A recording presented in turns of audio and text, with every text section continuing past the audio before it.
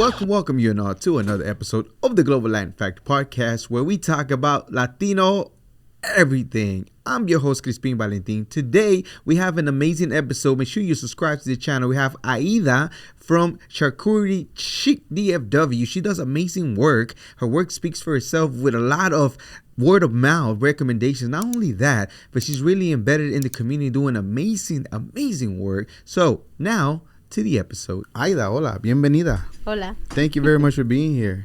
Thank you for having me. Absolutely. So I met you a little while ago through one of my friends. Shout out to Bree. I hope everything works out.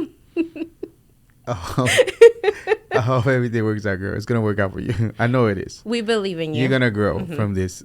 Thank you so much once again. I know you've been super busy this entire week, and just taking the time for you to be here is highly appreciated. So thank you. Now we're going to go ahead and start with a segment that I like to call Preguntas al Chile. If you have not subscribed to the channel, I don't know what you're waiting for. You have a great opportunity to learn something about the Latino community and what we all about. Okay. ¿Estás lista? Are you ready?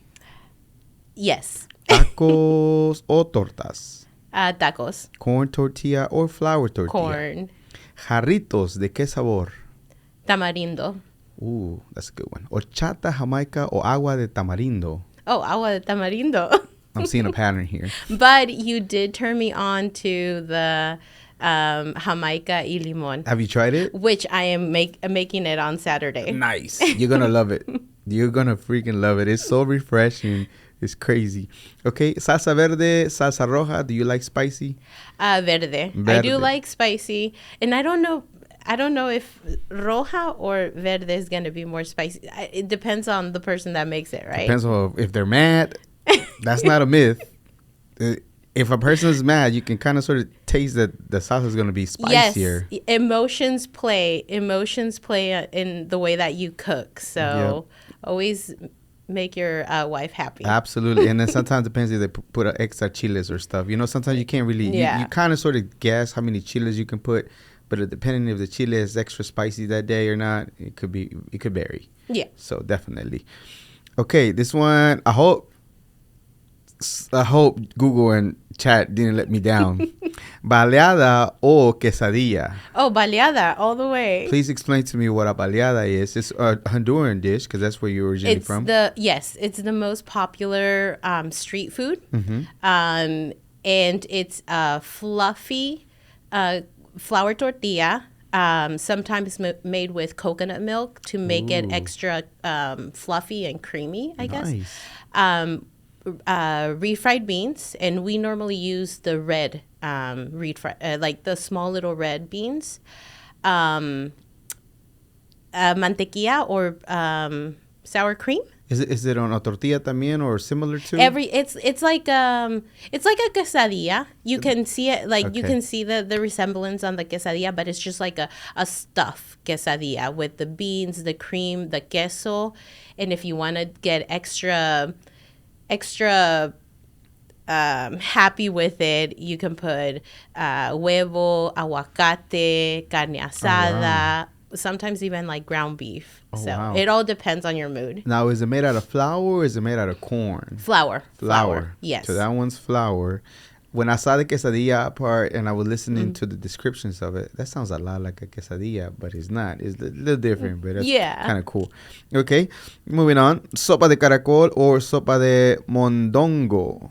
Oh, sopa de caracol. Okay. But you have to know how to make it. The actual conch soup is not actually like sopa de caracol with the little letritas and stuff. Oh, no. It's the actual, not the shells. Exactly. Okay. It's a coconut-based soup. Like, almost like a Thai type of soup, like the coconut-based curries. And it's just very refreshing. Yeah. That's neat. Is it warm or cold? Oh, warm, but it's light in flavor. Mm-hmm. Oh, chido. Sí, mondongo is like menudo. It has that heavy like flavor or heavy. Even the broth is like more stew. more of like a stew. Does it have the cow intestine too? What kind of meat did they use? También? Yeah, tiene The cow liner? sometimes they do like the pig's feet and then the tripa. So it's very, very similar to the menudo. Very. The difference is that it has more vegetables in there. It has like plátano, yuca, sweet potato sometimes. Oh, wow. It depends on what region you're from. Sounds a lot more... It's like filling. A stew. Yeah, like more like a stew. Like it has way more vegetables. And less meat. Yeah. Depending on what you like. Or depending on what the cuchara gives you.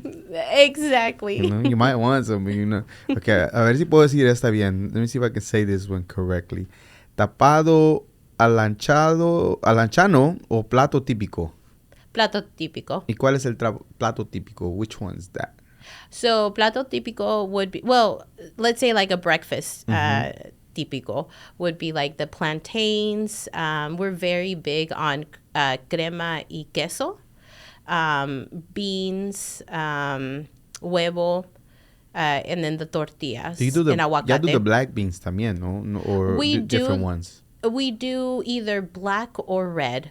We don't do pinto beans. Allá, since y'all real close to El Salvador, some of y'all cuisine similar as far as some of the... Because they use crema a lot too. Yeah, very, very similar. The biggest difference, I think, would be like las pupusas. Las pupusas would be like the baleadas in Honduras. So, but everything else is very similar. That's cool. That's cool. Tamales hondureño o sancocho? Tamales hondureños. Explain to Pero me. solo de mi mamá. Okay. Please. Okay. Well, a previous episode, one of our friends were here from Honduras. If I'm not mistaken, she gave us the breakdown of what the tamal is. There was a little bit of a jab towards Mexican tamal because they're a lot smaller, way different. Can you please break down what is a tamal de Honduras and what it consists of? How can you make it? And why is your mom the favorite? So it's a lot bigger. It has a lot more stuff in there. So it has diced potatoes, peas, rice, either pollo or they make it with pork ribs, like the tiny little pork ribs. What else I'm missing? Some people put raisins in there. Okay. My mom doesn't put raisins in there. That's why I like my mom's tamales. But the main thing is the masa. The masa is more doughy because it's wrapped in banana leaves. Yeah. So for me, don't get me wrong, I love Mexican tamales, but they're a little bit too dry for me. Okay. And it only has like meat in the Mexican tamales. More moisture, bigger. Is a tamal to share with more people than one people, or is it just for personal? A full meal. Full meal for one person. If you eat 2 tamales, you will be stuffed for like the whole day. Yeah. All right, that's pretty cool.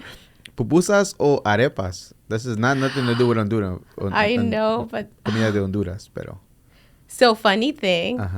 My mom lived in Colombia for a long time, so I also grew up with arepas. Nice. She knows how to make pupusas too because we're on the border. So, that's a tough one. But because my best friend is half Salvadoran, I have to go with pupusas. We're going to go with pupusas. Yes. The Salvadoran community would appreciate that because, there's one of the staple dishes, man. It's all over the place. And they go hard with them for sure. Salsas, Valentina, Tapatio, Cholula, or Tabasco? Any of those? Or do you have a Honduran salsa que te gusta más? Well, funny thing is Hondurans don't like spicy. Oh, wow. So we have our own hot sauce that's not that hot, which is like from the Tabasco chile. So it's like it has the flavor of Tabasco, but it's like way lighter or like less spicier. Gotcha. And super watery. Okay, so I was watching this video and this guy was talking about the area that he was at, and apparently there was quite a bit of influence of Mexicanos because the Mexican flag was flying, the food was spicier, they even had mariachis. Do you know what that's at, or is that in some places, or maybe it was like a resort type, or? To be honest, I know. I just know where we come from. So we're on the north part of Honduras, and there's a lot of Turkish influence in that part. There's a lot of indigenous people that still live in the mountains, and our town is like on the bottom of the mountain. Nice. It's like the highest point of Honduras, so it's like super cold in the evening, and then in the mornings it's definitely not tropical, but we like not that spicy food, like like less spicy Gotcha. food. But a lot of Turkish, like the coffee, it's super strong, like a Turkish coffee. Super that's popular. that's what we like to do. We like our tea time, also our siesta, where if you go to the Ceiba, or like the beach part of Honduras, like the tropical part, it's completely different. Even their food is different. Like where I come from, nosotros somos el pueblo de la papa.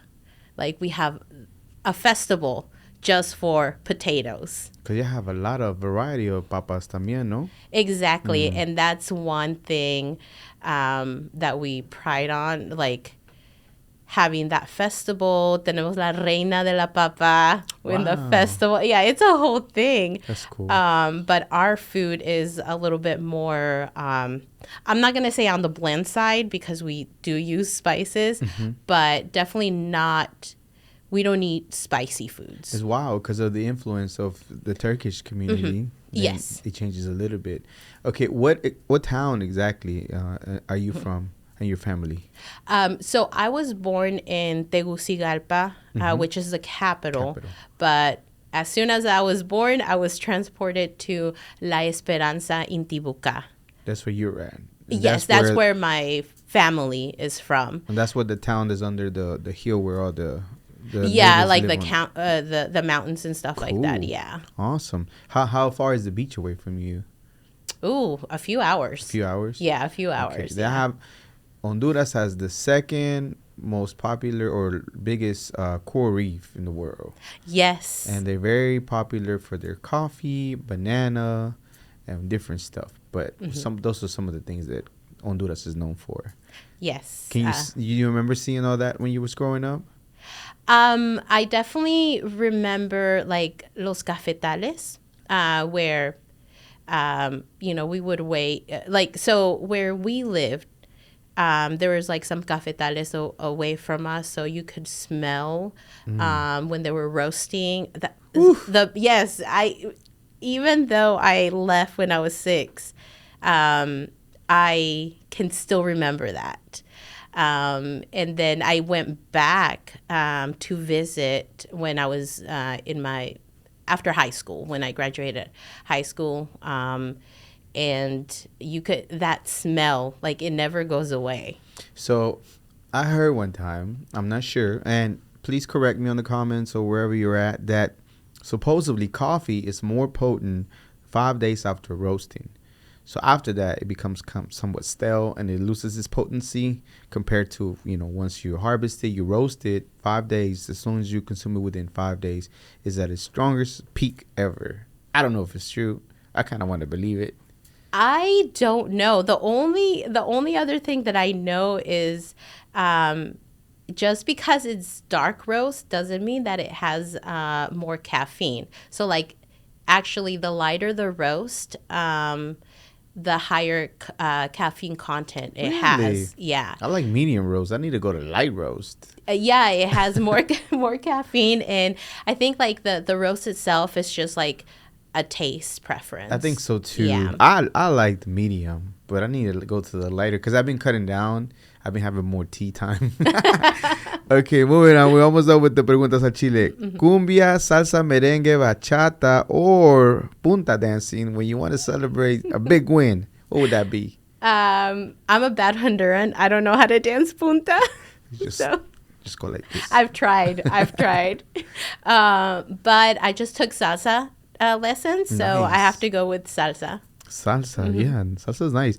And to my understanding, the same gentleman, same video was saying that wherever he was at, bachata was very popular as far as dancing. It is, yes, Okay. in the Honduran community, especially like in New Jersey and New York, just because there's so much like Dominican influence and Honduran influence, Yeah. like it's very big in our community. Awesome. Okay, moving on. This is way different than the other ones. Not even close to the same thing. A conspiracy. I think a conspiracy theory is a hidden truth eventually, and is not revealed yet. So that's why I like the question. A conspiracy theory you heard one time, then when you heard, you're like, "Ooh, that could be true. Oh, that has to be true. What could that be? Anything that pops into mind? It could be aliens, Bigfoot, mermaids, even." Beyond the grave stuff. I don't know if this is a conspiracy theory, but they say that in Honduras, there's one day out of the year in a certain part that it rains fish. I heard that before. I've seen that on a Right? video somewhere. I've never like seen it personally, so I don't know if it's true or if it's just everything aligns and it happens, but they say that it happens every year. I can see it happening. Let's say a hurricane that happens, something like that throws them up in the air and they fall down. I heard that before. I seen a video about it. I want to say that's kind of true, and I don't know where it's at. It could have been Honduras, and I didn't even know it was. I would love to see it in person. If I find the video, I'll send it to you. And if I Okay. do, when we're talking, and I want to find this piece, and I'm going to clip it together and put it out there so you can see the raining fish. I don't remember. I know I've seen it too. And I know I'm not tripping or having a deja vu right now. But whatever you said is kind of true. When you hear the word Latina, what is or Latino in general, or Latina, what is the very first things that come to mind to you? Oh,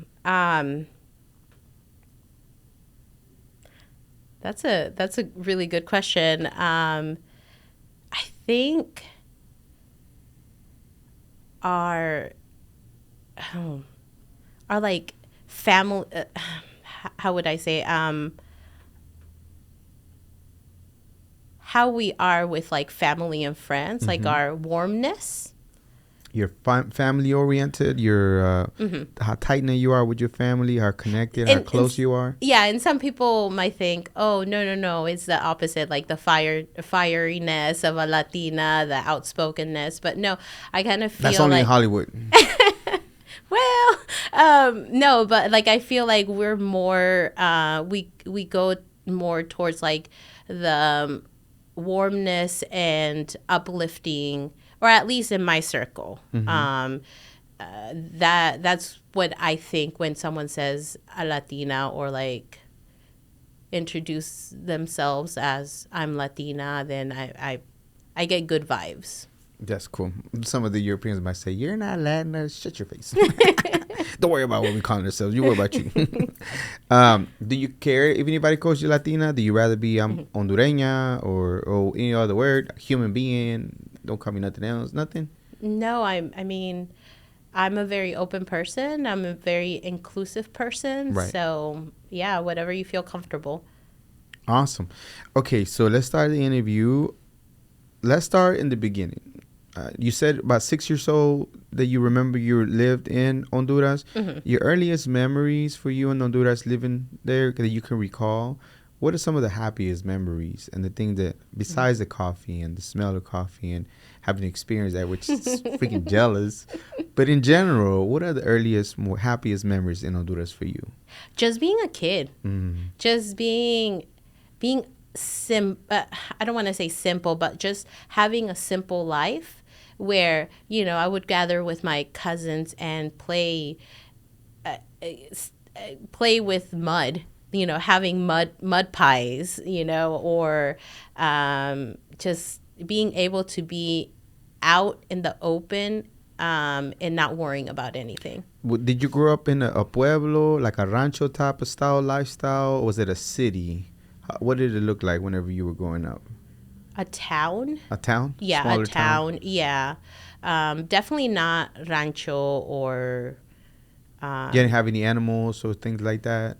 Like raised Not that chickens? well, wait, well, my abuela had chickens. I Okay, was cool. always with the chickens, and she also raised Dobermans, mini Dobermans. Wow. And I was in the middle with like the chickens and the Dobermans, and she also had a garden that she would harvest chayote. Oh, yeah, chayote. Yeah, and Oh, that I was know what my that is. favorite snack. That chayote. How did she cook the chayote? Because for us, we would boil it with some tequesquite, which is like a rock that makes it salty. And Okay. we just peel it. So the chayote for me is spiky. It almost looks like a pear. That's what it looks to me. Our chayote is different. Okay, what does Ours is yours look like? smooth. Oh. Yeah, it has a smooth outer. We still peel it. She would peel it, boil it, or cut it in half, boil it, and then she would take it out and she would put mantequilla on it. And when I say mantequilla, not butter, we have a different type of like. It's a sweet cream. And she would just put that on it with a little bit of salt, and I would just eat it like that. Is it sweet? What is the flavor like? The consistency? What is it like of the chayote? Chayote, buttery, smooth. Sweet or salty? Neither, just buttery. But it depends on what you put on it. They complemented Exactly. that. Oh, So that's why she like would that. put the mantequilla, which is slightly sweet, or So it's a neutral flavor, but whatever you put on it, it goes great with whatever you put on it, whether it would be salty or sweet. exactly. Nice. Yeah. I like that. Yes. Okay. What else stands out for you as far as that? Did you go to school? Do you remember going to school and how was that life was? Like, for example, when I grew up in Mexico, I used to go to the school in the afternoon, not in the morning times. So I don't know how school is for you. You remember that? I do remember going to pre-K there. And I remember my grandmother, my abuelita, picking me up for lunch. Nice. And because she would work in the city hall. And she was a secretary in city hall, so the school was like almost close, like next to it. So she would like on her lunch hour, she would go pick me up. We would go and eat at the house, and then she would drop me back off at school, and then my parents would pick me up. That's cool. But that's one of the biggest memories that I can remember, like my childhood. That's awesome. With them. Now, as far as being in, you didn't realize, like, kind of sort of we were talking about that your mom talks about a restaurant that they used to have in Honduras. Yes. Do you remember the restaurant? And what was, if you remember the name or some of the things that they used to cook over there? What kind of restaurant was it? So it was a traditional Honduran food restaurant. It was a kiosk, but it had sitting. So it was the shape of a kiosk, but it had a inside, like sitting area inside. She would sell traditional food, and it was right smack in the middle of town square. So she had like prime real estate, so everybody Nice. knew her. And then I remember just, sometimes it was late nights, so we would be there, but everybody loved her cooking. She would also set up in like the local high school for any type of like reunions or events, and she would sell food there also. Were you already somewhat involved in helping out a little bit, or not necessarily? You just watching her do? Yeah, You were too just little. watching. Yeah, Okay. yeah, definitely Awesome. not involved at 5 or 6 years old. What made your parents, I don't know if it was both, that decided to come to the U.S. and leave whatever's going on over there? I don't know if things are happening over there that is not working out. Did they ever share the story of what made y'all want to come to the U.S.? And you say you got here when you were about 6? Yeah, we got here about when I was 6. We got here in '89. Oh, wow. Yeah, that shows my age. She was 1 year old. Exactly. Go ahead. So the reason why, so my dad dabbled in politics in Honduras, Okay. And, my mom just wanted a change of scenery or a change of life, obviously. Like any other immigrant, she wanted a better life for us. She could see that things weren't going to get any better anytime soon. And funny thing is, like, once she turned 21, her parents got her a visa, and she was able to come live here in the U.S. For a few years in Florida. And then she moved to New York. So she kind of knew the style of living here, and she missed it. So she convinced my dad, and we all of us moved over here, except for my oldest sister, because she was in college at that time, and she didn't want to change anything or like stop being in college. She wanted to finish her career, and but it was my brother, myself, my mom, and my dad. Was there when you mentioned about the political involvement in your father? Is that kind of sort of part of the things that you had to leave and get out of there? Was there any persecution on his part, or not necessarily? To be honest, I haven't really spoken to them in detail about how that happened or what was going on there. From the stories that he's told us or talked about in the past, he was. There was some over there politics is very, how do I say, like very white or black, like if your party is in power, then you get all the opportunities in the world. If your party's not in power, then all the opportunities that they've given you are taken away. There's not any real due process or any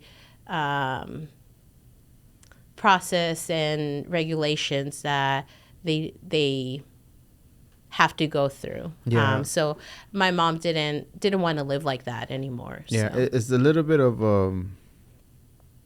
it's a little bit of the history of politics being kind of difficult over there. In fact, I didn't even know that whenever you hear the term Banana Republic, a lot of the times is a reference to Honduras. I didn't even know that was the case. I'm not saying that's what it is. Don't come at me. I'm just saying whenever the term was originated, some gentleman made it as far as because of everything that was playing out over there, which, again, the U.S. had influence in there. Very much their hand in the pot. But that's what the term comes from. Banana Republic, when they referring to that term, it actually originated from Honduras, as they were referring it to. Crazy. I could see that. And that's kind of sort of see why it's a little difficult, the politics. I don't know much about it. If you know, you can come and tell me, por favor, edúcame. But as far as I know, that's what happened. Okay, so now, do y'all land here in Texas first, or where is it that y'all end up first? No, we went to Long Beach, California. Ooh, Cali. We had a really good community there that took us in, embraced us. When we first got here, all four of us lived in one room. But I'm going to tell you one thing. Those were the happiest days of my life. Why is that? Because there was sense of community. There was sense of, like, my parents always being there. And the more you get, the less your parents are there. Because they have to keep up with everything. I think Hispanic parents are like the most hardworking. I'm not saying that other cultures don't have hardworking parents, From but what you've seen personally. Exactly. Yeah. But we came to a very good community. Our host family that took us in, they were amazing. And they showed us how to navigate our new life, because everything was brand new. Yeah, that's where we came. And then my mom was able to get a really good job with an amazing family that we call family. And they moved us to Texas. Nice. I was about 10 at that time. And we just, when we came here, they helped us from getting an apartment to making sure that we were good on everything, signed me up to school because they didn't have ESL over here when you got here. Yeah, exactly. Oh, wow. It was a very shocking and traumatic thing for me. So what did they used to do to you? As far as like put you in what classes or what? Did you just how did you learn English? anything? No, eventually, like when I got further into elementary school, they started doing programs. But I'm saying even then, what did they put you in? Just put you in class and just have you sit there? I would. Yes, I would Wow. cry trying to do homework because I wouldn't understand it. Because you also have to realize that in California, at that time, there were so many new arrivals that most of the curriculum was in Spanish. Wow. Yeah, so learning English wasn't a priority at that age. But once you came to Texas, completely different. But how did you deal as a young person with the challenge? Of course, a bit of frustration and to tears whenever you can't do the homework. But what else are you doing at that time to kind of sort of like try to grasp what's going on? I think that is part of our trauma, at least my generation. Of course. It made me want to not think about my culture. I wanted to make sure that I was the best American possible, where like to learn English as soon as possible and assimilate to my surroundings as soon as possible. So it was just like hard work. Like that's where hard work was like drilled in my head. You have to hurry up and learn this. Like there's no turning back. There's no other way than just putting hard work into it, Was there any shame at one moment in time because you're from Honduras and you're just trying to fit in and understand and disconnect from your culture at all? And then after that, down the line in your life, you're like, wait a minute, I have to re-embrace where I'm from, my roots. Yes. All throughout my primary years, like in high school, until I was 15, I would just like, I knew that, my family had this culture and we acted a certain way at home. One of the biggest rules with my parents, they were like, you can't speak English at the house because we don't want you to forget your Spanish. But outside the house, assimilate as much as possible. And that was how I acted until I was 15. Once I was able to work and be around other people at 15, that is where I saw other cultures and it opened up my eyes like, hey, I need to explore my roots. I need to explore my culture and be okay with who I am. What was the first thing you dove into trying to see about your culture in general? Was it the history? Was it the food? Was it the people? What was it that you drew your attention to trying to kind of learn and connect back to your culture? The food. The food? Yeah. Awesome. I think food brings a type of comfort. especially with me being a chef and being in the culinary art world. I've always surrounded myself with having experiences with food. Was your influence from your mom in the restaurant, was that kind of sort of something that kind of inspired you to get into culinary, or not necessarily? Or was it something that you liked when you were little, or somewhere down the line, somewhere down your path, you kind of discovered that you liked that? So with my mom having a restaurant and knowing how to cook, it helped. It didn't necessarily like inspire me to be a chef. What inspired me to be a chef was when I started working. My first job was at Whole Foods. Now, you have to understand that when I was 15 and I started at Whole Foods was completely different. It was a more of a hippie, employee happiness type of place. It was when John Mackey was still running it. It wasn't, with Amazon. So I learned so much. Were you working at the kitchen at that time where they make some? No, not yet. So I worked with them for 7 years. Oh, nice. And before I turned 18, I wasn't allowed in the kitchen to work with all the machinery and stuff. But that didn't stop me from going to the other departments and exploring. Claro. I mean, when I worked at Whole Foods, I worked with like French chefs, with culinary people, like culinary graduates, and then just people that love food, It opened my eyes to all sorts of like products that in my household I didn't have. Healthier options, and just talking to so many people, different backgrounds. That's when it opened that I want to be a chef. So was it one of those things that you couldn't get enough of? Everything that was like you just wanted to talk to everybody. You just wanted to watch videos and whatever was available to you to try to just take it all in.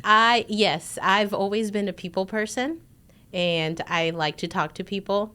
And the conversations, about products, or, I mean, I was a 15-year-old trying caviar, Science. That when the bakery was making those French baguettes, you can smell it all over the store. So, so it was just that, like, it was a whole new world that opened. That's awesome. Now, do you go into culinary school, or do they train you at Whole Foods, or do you go to another place where you can become a chef? So myself personally, after I graduated high school, I went to culinary school. Nice. I went to downtown El Centro. Nice. And I loved it. I can say that it trained me for the real world. No fancy machinery there. No fancy. We had to sometimes come up with our own ways of problem solving in the kitchen. That's where the Latino comes into place. Exactly. We have to be innovative. You have to be so innovative. Exactly. Yeah. From there, after I graduated, my parents opened a restaurant. Mexican restaurant out of all things, right?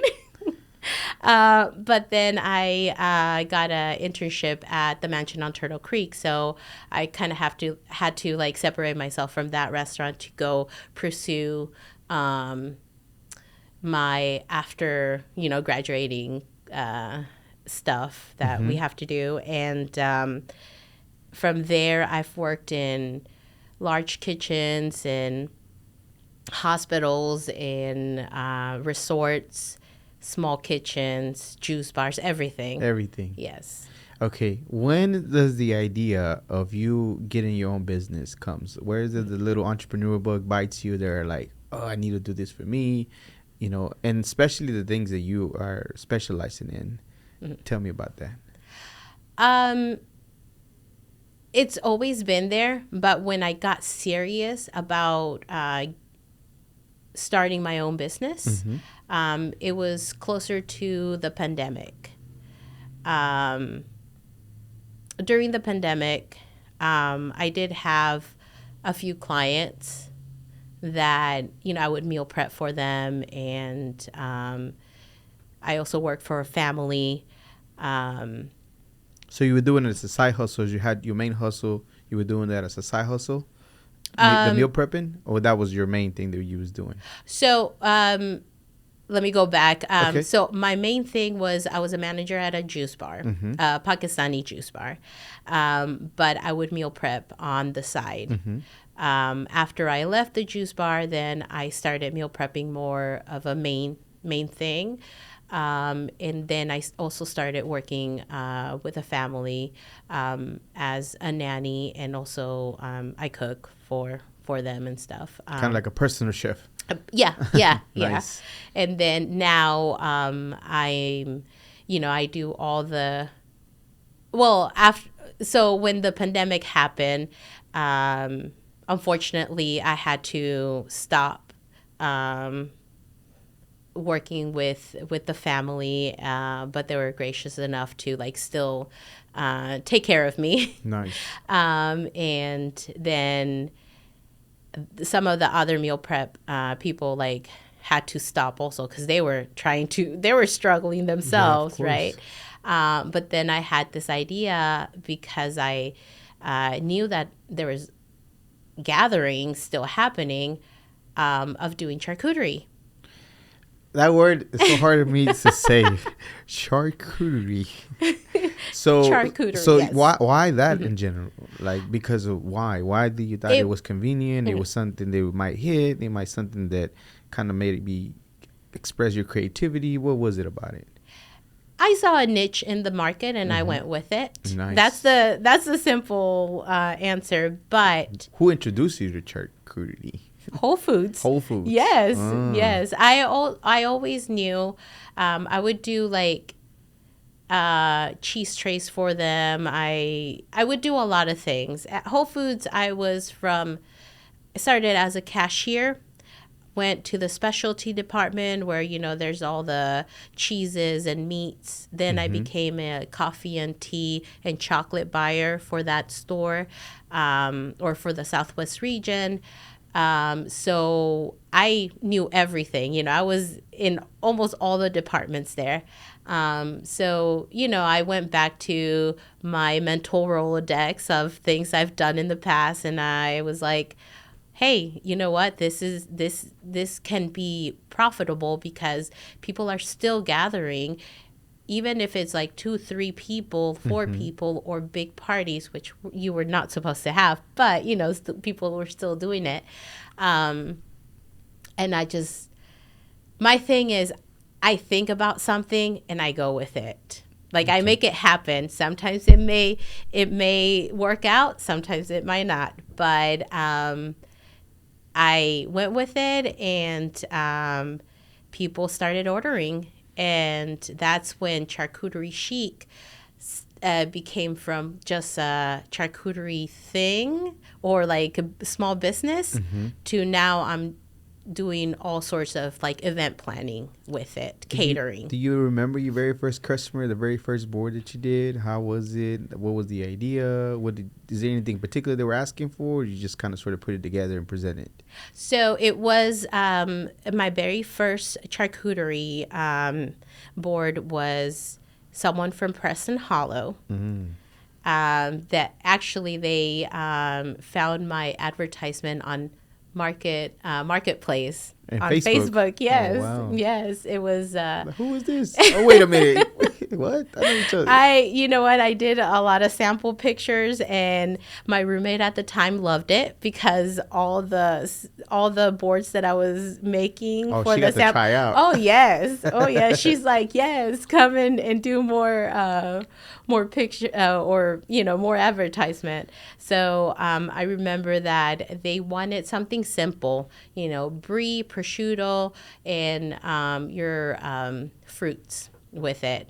And I was like, okay, done. And that was my first board, and they loved it. From there, they posted a review on that group that I posted on Marketplace, and it caught on. Wow. Yeah, that one person helped me out a lot. And ever since then, all of my work has come from word of mouth. Yeah, so you've been very fortunate that Yes. a lot of that. But the one thing is telling some other people and they keep booking you, but another one's to get some celebrities, some known people to book you. Can, if it's okay, the ones Yeah. that you can, are able to let us know what are some of the boards that you prepare for particular people that people might actually know here in the DFW or in general? So I've worked with families, a lot of socialites in Dallas, where there is celebrities in attendance, and also I've spoken with them directly, like Mark Cuban, Tony Romo.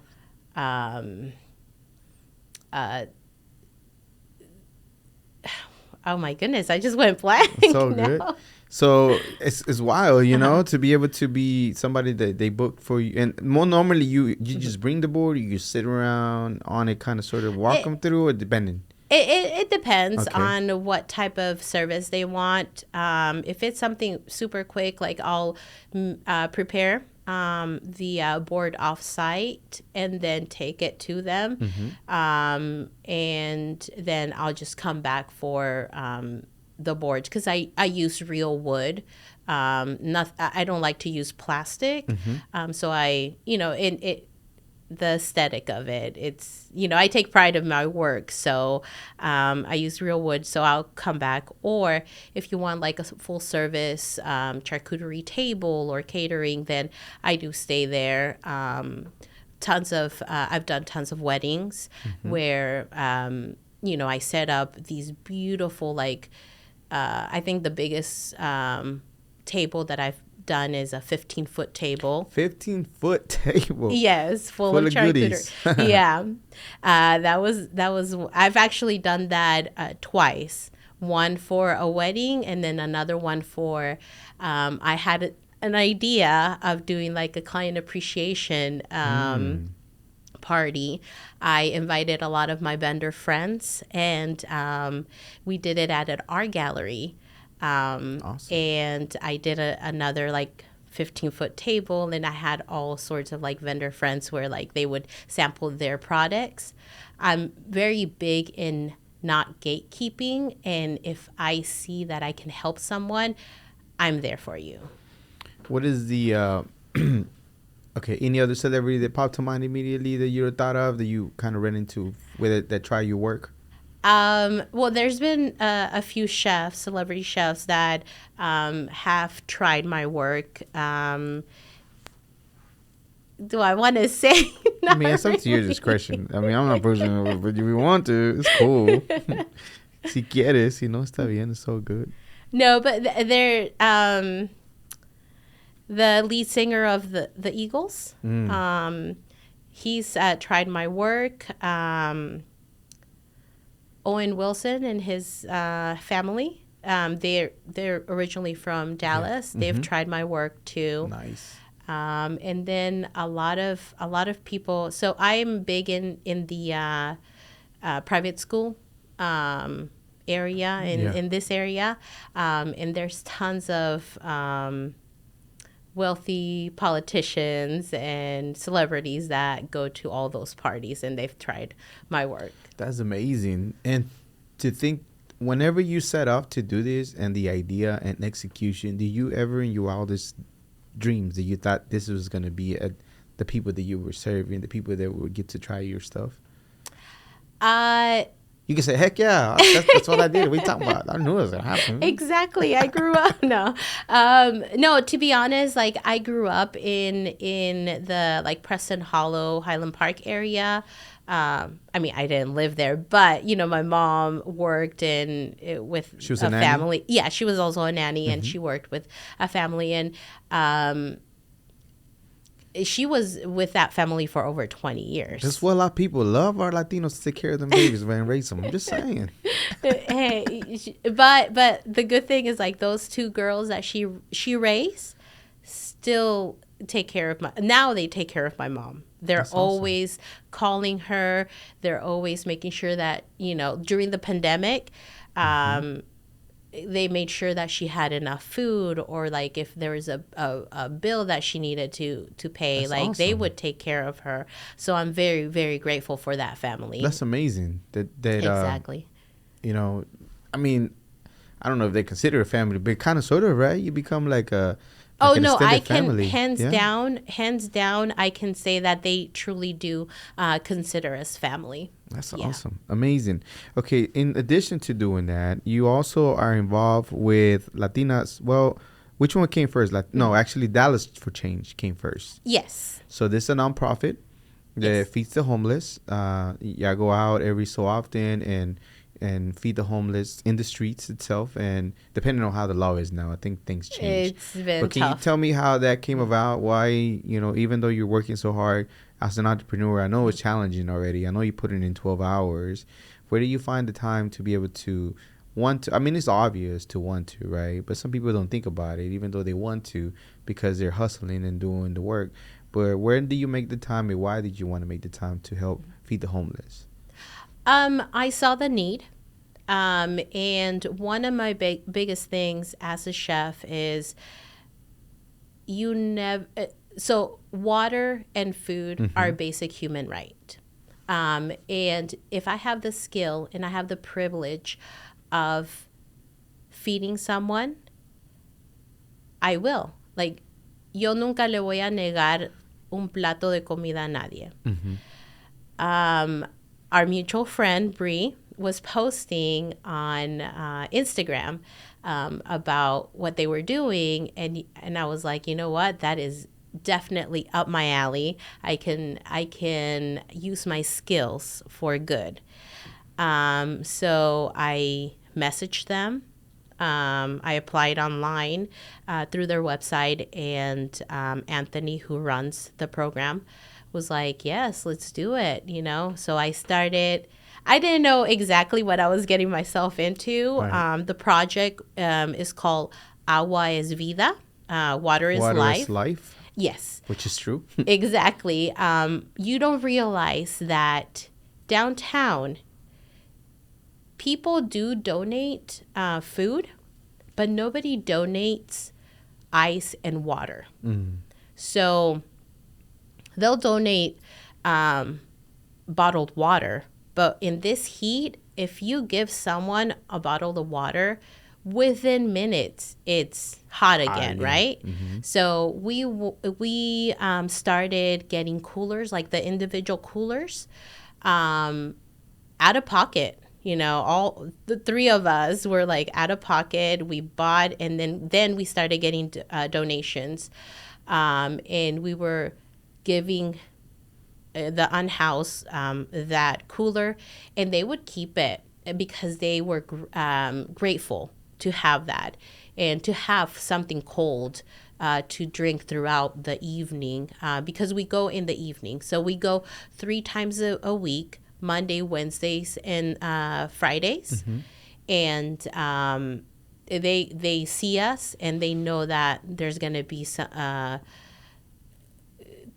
something that they can use, Yeah. something that they can. But yeah, I got together with them, and that was July last year, and we've been doing wow. we've been going nonstop during the winter,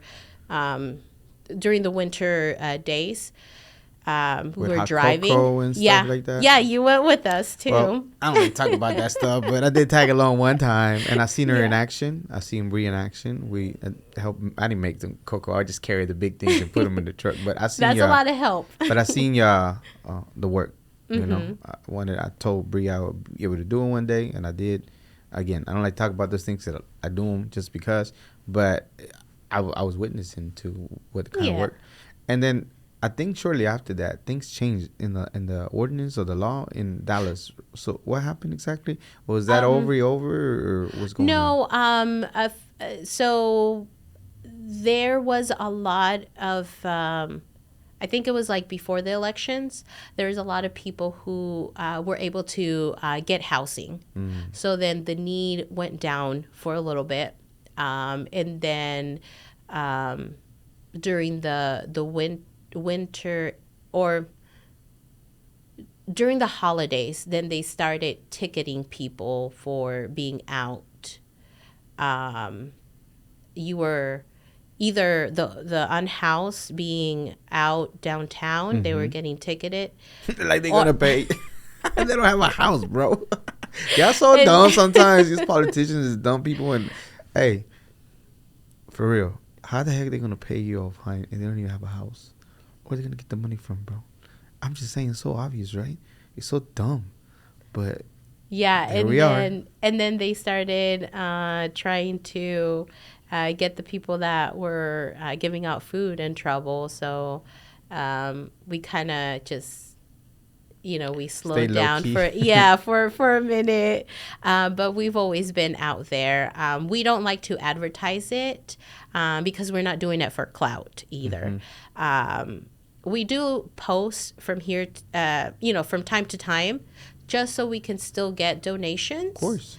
But we're definitely a grassroots organization, and a lot of the things that we do would definitely, it's out of pocket. Awesome. Well, thank you so much for all the work you do, and all these people in power, bro. You need to get right. Who's gonna pay you a fine, bro?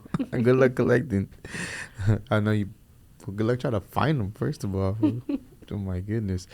Now you most recently got involved with Latina Social Club DFW. Yes. And you are I'm the event planner for you're them. the event planner, right? Yes. So what are they in a nutshell, and what do they dedicate, and what is their main mission as far as what they want to do here in the DFW community? So the most basic answer to that is it's just a group of Latinas that want to have a good time in a safe environment and also help small business. Awesome. So I'm the event event planner and coordinator. We do have other like ambassadors that do events for us, but the knowledge that I bring would be I know a lot of small business, Right. And we try to help them out. So we'll create events that the girls will feel safe in, from yoga to Pilates to Book reading, I've seen. book reading. Yes. Yes, and we did a paint and sip at Four Down, another organization that I work with. Nice. Which, if anybody wants to volunteer, Four Down, the skate park off right outside Deep Ellum, that's the organization to go to. And then, but yeah, that's our main thing. Like, we want to make sure that, especially in this climate, what's happening right now, our girls feel safe. And any Latina is invited to our events. We are growing, and we want to grow more, and we want to make sure that we're giving you an option to have fun. If you're a Latina here in the DFW community and they want to, get to know y'all, to be part of your events, who do they go, where do they go to try to connect with y'all? The best would be going through our social media, either Instagram or TikTok, and it's just Latina DFW.